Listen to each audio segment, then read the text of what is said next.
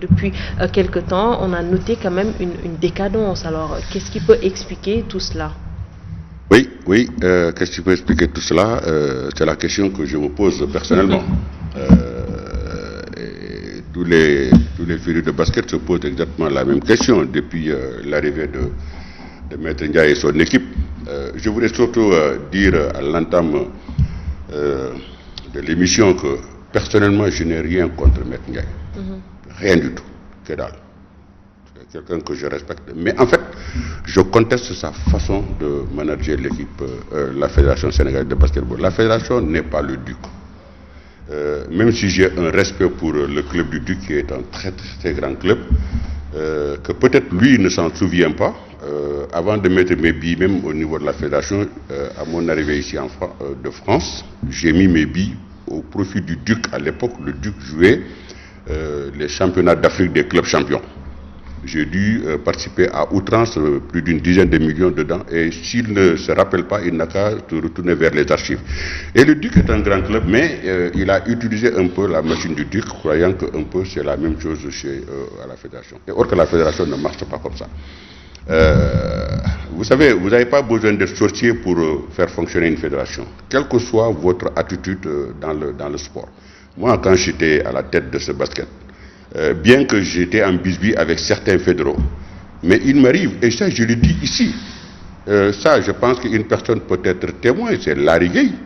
Tout le monde se connaissait, mes rapports tendus avec Aya, oui. Mais il m'arrivait moi de prendre mon téléphone le soir ou par personne interposée pour dire, mais demandez à Aya, ça c'est quoi, ça c'est quoi, ça c'est quoi. À la réunion, ils vont me faire ça et ça et ça et ça. Parce que c'est pas parce que je sais jouer au basket que je suis chef d'entreprise que systématiquement je dois tout connaître. Donc, vous voyez, je me suis fait humble. Et c'est ça qui a fait que plus ou moins j'ai un peu réussi un peu ma mission, même si elle a été écourtée et on va y arriver. Donc, c'est le même problème que Babacar. Mais par contre, Babacar, lui, est venu comme un buffle et il pense qu'il peut tout régler et or qu'en plus, il ne connaît rien du tout. Donc, et le problème qui se passe aujourd'hui avec l'équipe nationale du Sénégal, on l'a vu, depuis le début, ça fait 4 ans et demi que j'arrête de tirer la sonnette d'alarme. Faites attention, ce gars-là, là où il amène le basket, vous allez voir. Et aujourd'hui, nous l'avons vu, le basket là, le Sénégal n'a jamais été aussi mauvais sur le plan international. On n'a jamais été aussi ridicule sur le plan international. Pour la première fois, le Sénégal a pris 47 points devant le Mali lors de l'Afro-Basket de 2017 ou 2018, les éliminatoires. Et aujourd'hui, nous sommes beaux derniers. Et puis, ce qui est le plus grave, pour terminer, c'est que voilà un président qui ne se soucie guère un peu de son équipe. Parce qu'en fait, il faut que vos téléspectateurs sachent que Maître Ndiaye a fui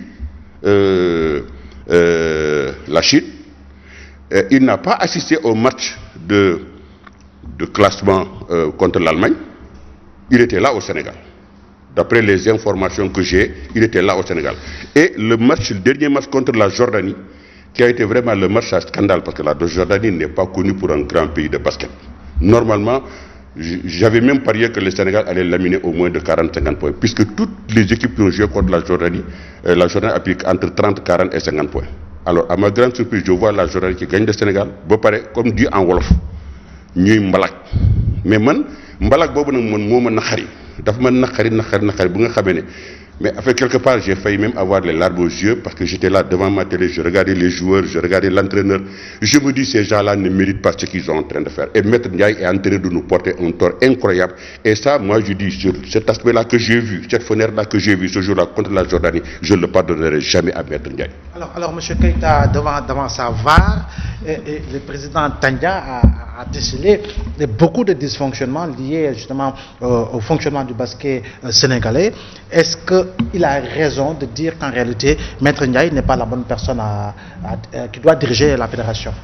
Oui, bon, moi je pars d'une analyse. Je pars d'une analyse. Et puis on va un peu remonter l'histoire quand même. Parce que, bon, quand Maître Ndiaye prenait la fédération, je pense que c'était en 2015, bon, l'équipe actuelle, l'équipe nationale chez les garçons avait joué une Coupe du Monde récemment, avait joué le 8e de finale. C'est pratiquement le même effectif. Mais quand même, c'était des projets qui étaient bien pilotés, bien managés. Mais ce qui se passe depuis l'avènement de cette fédération, de cette nouvelle équipe, c'est qu'il y a trop de tâtonnements et de pilotage à vue. En 2017, je pense qu'on était dans des éliminatoires. On a été ridicule devant la face du monde parce qu'on a été battu par la Guinée, ce qui était une défaite historique. C'est avec le tâtonnement de Maître Ndiaye. On a été aussi laminé par le Mali, une défaite historique de plus de 40 points. Ce qui s'était passé, c'est pratiquement la même chose. On prend un coach qui n'est pas disponible, qui nous envoie son préparateur physique ou interprète. Là, on a failli ne pas. Je pense que cette année, on a eu un carton d'invitation pour participer à l'Afro-Basket. Pour cette année aussi, tout le monde s'attendait, même ceux qui ne sont pas du basket s'attendaient quand même à ces résultats. Et puis aussi, il faut que les gens ont l'habitude de faire évoluer le discours. Cette fédération nous a habitués à ça. Souvent, il y a des objectifs de départ. Ils ont des résultats attendus. Mais au fur de la compétition ou après la compétition, ils se dérobent de leur objectif de départ. L'objectif de départ, c'est Maître Ndiaye qui l'avait dit dans un de ses sorties, c'est d'accrocher la première place, la place qualificative pour l'Afrique au JO. Ça veut dire l'équipe africaine la mieux classée. Il avait dit à défaut d'être parmi ceux qui vont jouer le tournoi pré-olympique. C'était ça les objectifs. Mais pour les objectifs, il faut les moyens. On ne peut pas quand même attendre à la veille d'une préparation, à un mois d'une Coupe du Monde et virer l'entraîneur. En fait, tout ce qui nous a porté tort, c'est d'abord ça, mais aussi la préparation ne s'est pas déroulée dans les meilleures des conditions. C'est ce que dénonçait déjà Vieux Ndoye sur ce plateau, ancien capitaine justement des mais Vieux Ndoye l'a dénoncé comme toute opération de communication et d'une manière malhonnête au niveau de la fédération. Certains quand même sont sortis pour quand même démentir les propos de Vieux Ndoye. Après, c'est le capitaine himself, Maurice Ndour, qui dans un post Instagram a confirmé toutes les dires de Vieux Ndoye, a même rajouté. Ça veut dire que rien n'était sérieux. Qu'est-ce qui a causé cette désorganisation? Tu sais, souvent pour des projets, certains font ça, certains font ça. Mais c'est les mêmes qui étaient au niveau du comité d'organisation de l'Afro-Basket, qui sont les délégués fédéraux pour la Coupe du Monde. Ce qui est extrêmement grave. Pourquoi? Parce qu'il y a de l'argent à prendre au niveau du comité d'organisation. Aussi, il y a de l'argent à prendre au niveau de la délégation fédérale. Ça veut dire que l'argent est en train de tuer notre basket. Parce qu'actuellement, tout tourne autour de l'argent. Et Maître Ndiaye, on a l'impression qu'il est là pour enrichir un clan. Je dis un clan parce que souvent pour les compétitions où on peut gagner à peu près plus de 5 millions, c'est son clan. C'est son clan, on les connaît tous. Je ne vais pas citer de nom. C'est son clan, c'est ces gens qui sont souvent désignés délégués fédéraux. Pour les autres compétitions mineures, pour lesquelles peut-être on gagne des 300 000, 400 000, voilà, c'est les autres qui y vont. Ça veut dire que Maître Ndiaye actuellement est là pour gérer des intérêts crypto-personnels. Il est là pour enrichir un clan et non pour développer le basketball sénégalais. Alors il y a le style de management de Maître Ndiaye qui est décrié. Il a parlé de trop de tâtonnements. Alors pour la première fois de son histoire, l'équipe s'est séparée de son entraîneur à quelques jours d'une compétition. Alors est-ce que c'est possible de préparer une compétition à seulement 20 jours? Est-ce que ça reflète vraiment du monde du sport? Oui.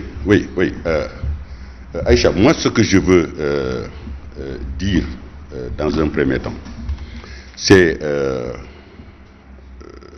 mettre en se séparant de son entraîneur Adidas, il y a un précédent. C'est-à-dire il faut revenir au tournoi du Nigeria mois de février ou je sais pas, quelque chose comme ça. Les deux ne se parlent pas. L'entraîneur et le président ne se parlent pas. Et le président, et je me suis de le dire, parce qu'en fait c'est ce que je constate, il est assez faible d'esprit, qu'il n'aime pas la contradiction. Il n'aime pas des joueurs à forte tête.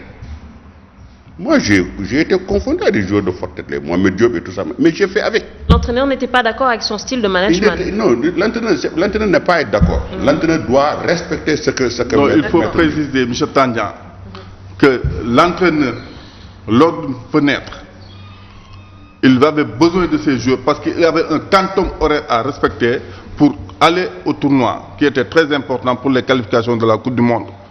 Les joueurs n'étaient pas venus à temps pour des questions de billets d'avion et autres. Il a dénoncé ça. Et d'une manière très courtoise, le ministre n'a pas aimé Matarba. Il a fait une sortie quand il recevait les joueuses pour leur remettre le drapeau.